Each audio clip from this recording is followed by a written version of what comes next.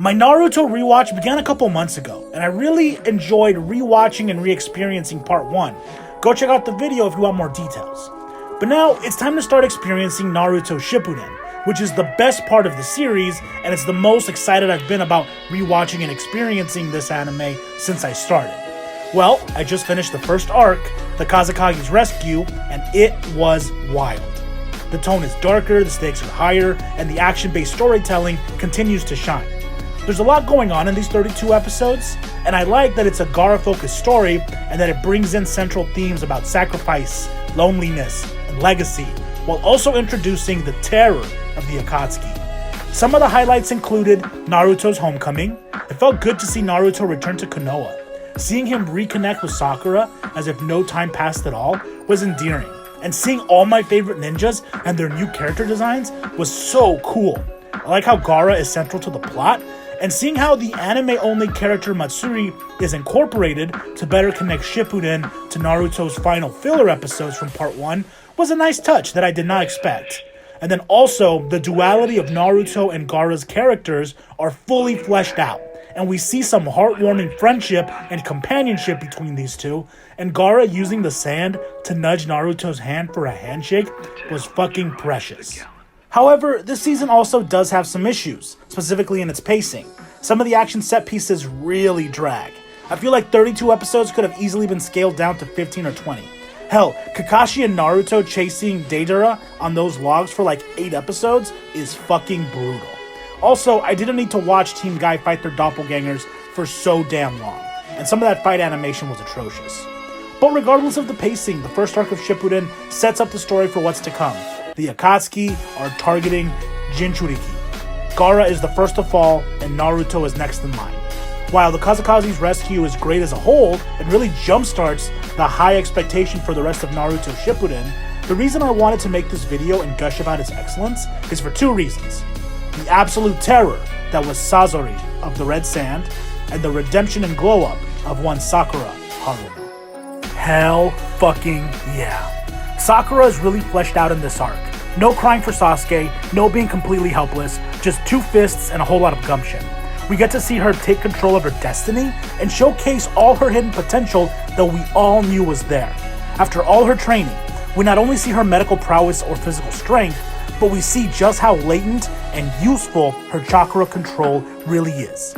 Fast, strategic, and powerful. This arc really demonstrates Sakura's growth, talent, and tenacity she's developed following the time skip.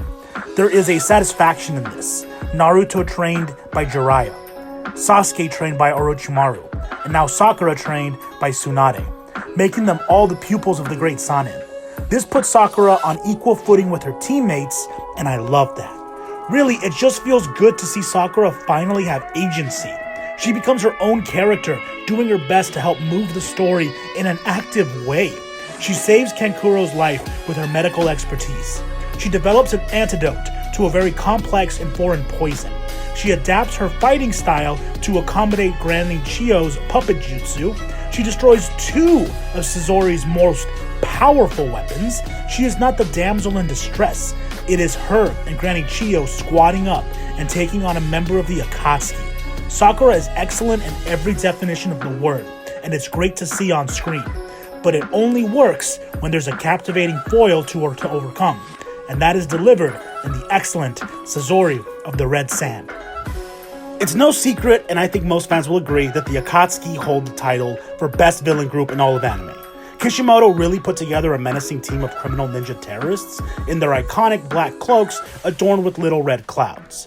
Their terror was hinted at with Kasami and Itachi in part 1, so now, after the time skip, they need to live up to the hype. Well, Sasori definitely brings that hype. In a word, Sasori is adaptive. He's our first look into just how threatening and powerful the Akatsuki really are. While some complain that his fight with Sakura and Granny Chiyo is too long, I think it perfectly showcases just how formidable an Akatsuki member is supposed to be. Sasori does not stay down. He's in a constant state of flux, and we see him unveil crazier and crazier techniques. Multifaceted and unique, he comes off as a mystery. We first see him as this crouching big guy who hides his face and who rocks a mechanical scorpion tail. But we come to realize that this form is just his favorite puppet Haruko, which serves as Sasori's weapon and armor. He then busts out the missing third Kazekage, which he has transformed into a puppet of mass destruction, even copying the Kazekage's Iron Sand technique. Then, we find out Sasori has turned himself into a living puppet with a living core. Every time that Sakura and Granny Chiyo overcome an obstacle, Sasori changes the game. And that is high stakes engagement right there. We see that Sasori is no joke, and he is just the first Akatsuki we get. From an action perspective, I really like Sasori's fighting style. The fact that he's a puppet master is really cool. This type of ninjutsu is already pretty unique, and he uses it in a way where it comes off as flawless and relentless. But he goes a step further by being a master of human puppetry. It's all so macabre. And on top of that, Granny Chiyo and Sakura are the perfect counter to Sasori's wicked puppet show. They must work together to succeed because Chiyo has the experience and Sakura has the strength. Their choreography and synergy is unmatched.